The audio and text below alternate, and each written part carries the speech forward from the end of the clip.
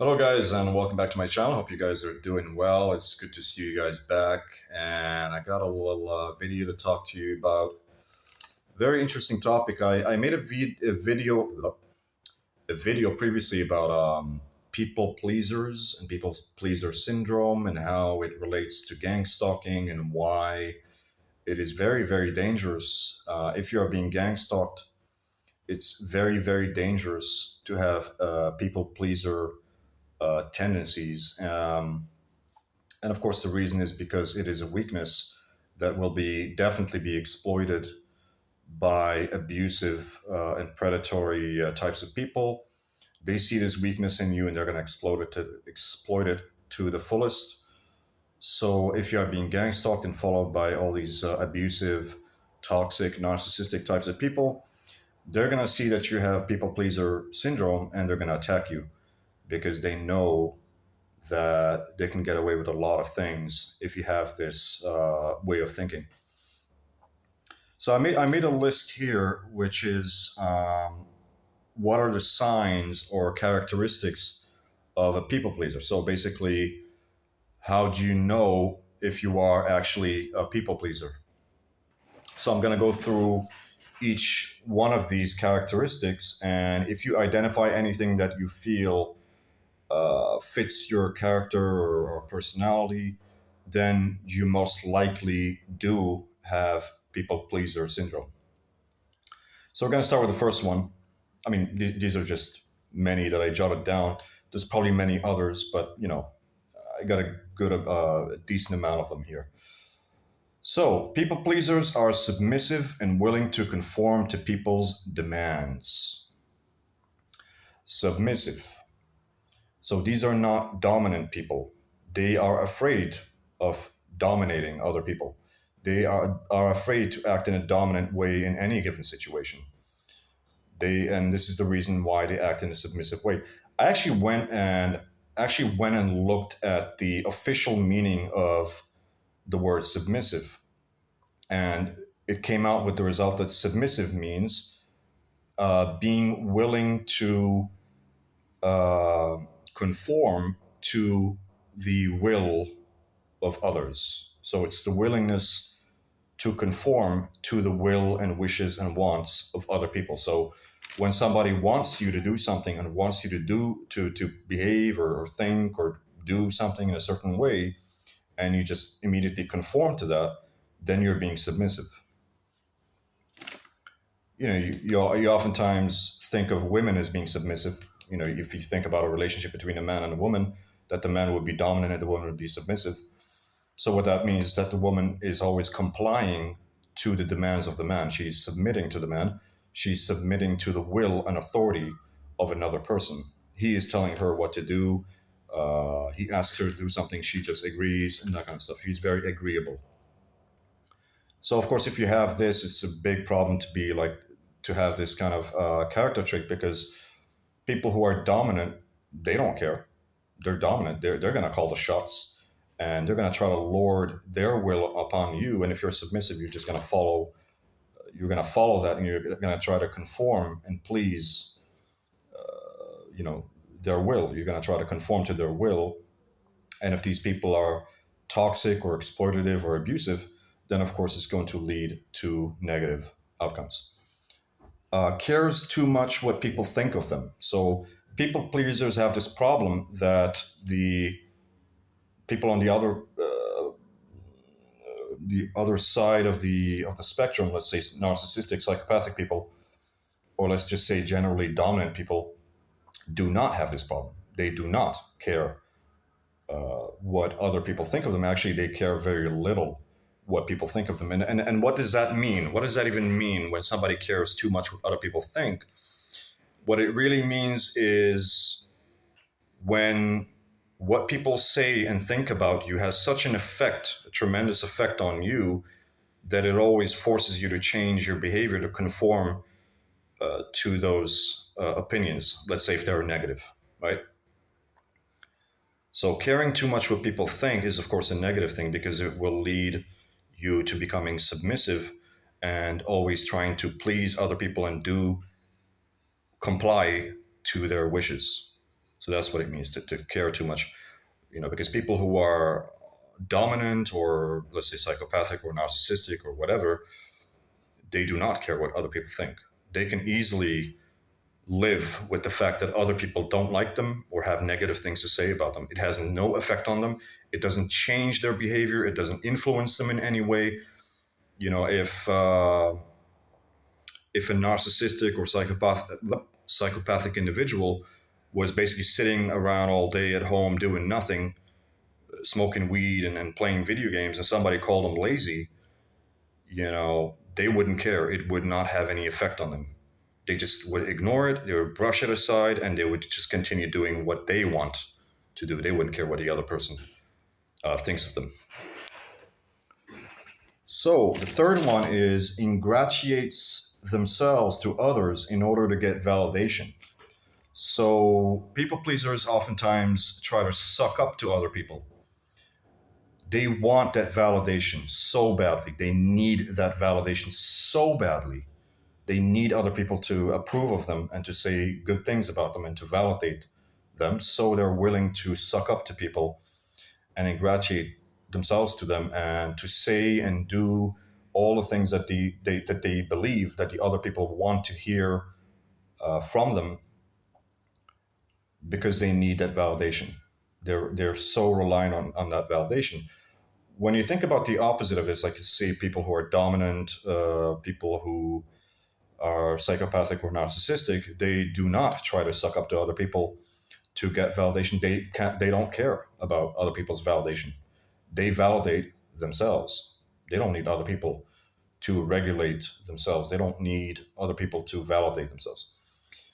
Number four, not able to validate themselves. People pleasers oftentimes struggle with this, like we said in point number three.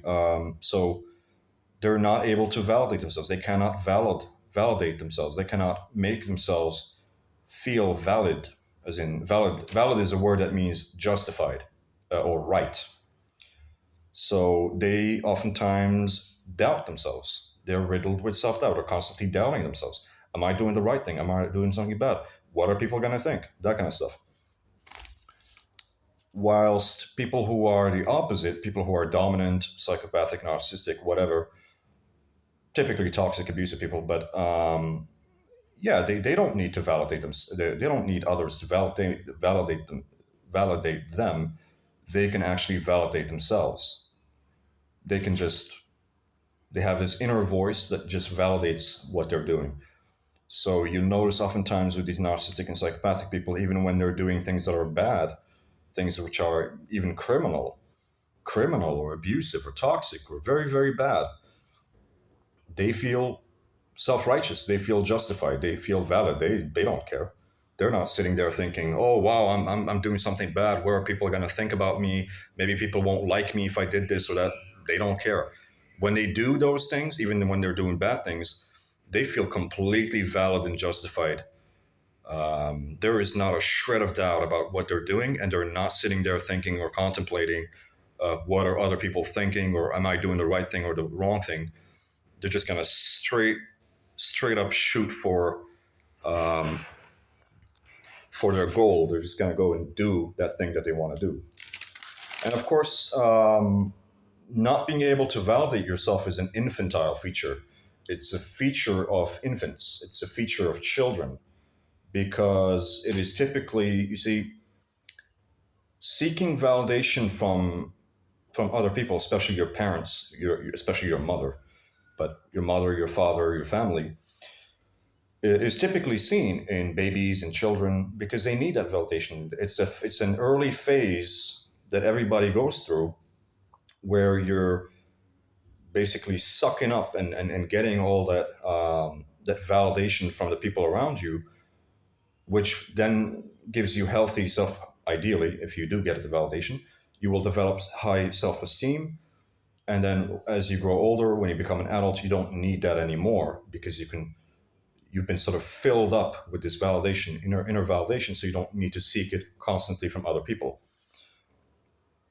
So it's an infantile feature. Seeking validation from other people and not being able to validate yourself is an infantile feature. It means you're still thinking like a child.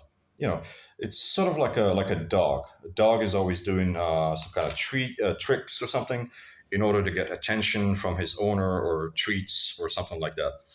And of course, when we compare wolves to dogs, you can even see this from a neurological perspective, the size of the brain, the shape of the brain, that kind of stuff, but also behaviorally, that dogs are basically immature or childish versions of wolves. Anyway, because they've been domesticated by humans for multiple generations. Number five, external locus of control. External locus of control.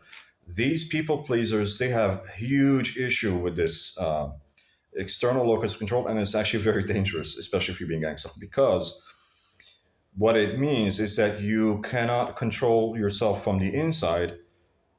There's a lack of self agency. You're constantly feeling that you're being victimized or that you're some kind of victim of circumstances.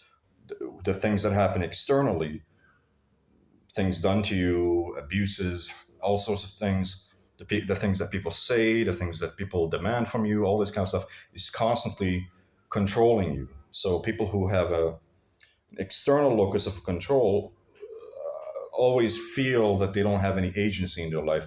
They always feel that other people are controlling them, so to speak, or that circumstances are controlling them.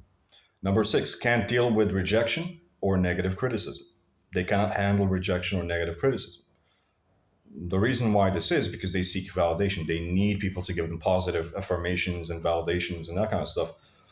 So when they're faced with rejection or negative criticism, it deeply frustrates them. It deeply unsettles them. While somebody who's more dominant or independent, or let's say even psychopathic or narcissistic, wouldn't care as much.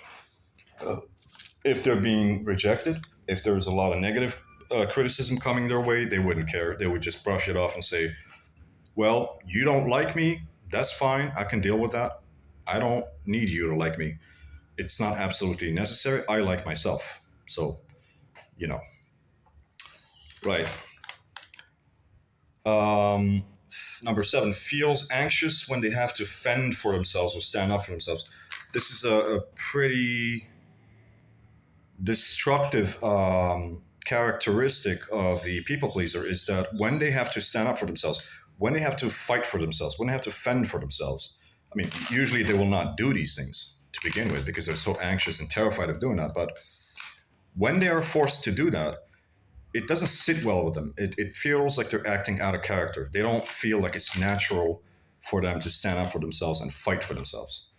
They get this weird anxiety. It's almost like, well, if you think you're so unworthy, why would you be justified in fighting for yourself? You know what I mean? There's no point. Yeah. So number eight, believes that they are not worthy of good things, so they can't truly enjoy or savor positive experiences. If you don't believe that you deserve good things in life, then you're just not going to go for the good things in life. Or maybe you will be met with a lot of positive experiences in your life, but you're not going to be able to enjoy them truly. A good example, actually, very, very good example of this is in the realm of sexuality. So if you have a man who is a people pleaser, they may actually struggle with just going for it. You know, if a woman shows up to him, gives him attention, some sexual signs, or makes it clear that she's interested in him and would be willing to have sex with him, he might just not go for it because he doesn't believe that he is worthy of it. And even if he does end up having sex with her, he may not actually truly enjoy it. Whilst you see people who are more narcissistic and psychopathic, when they have sex, they really enjoy it. They really know how to enjoy that moment because they feel that they deserve it.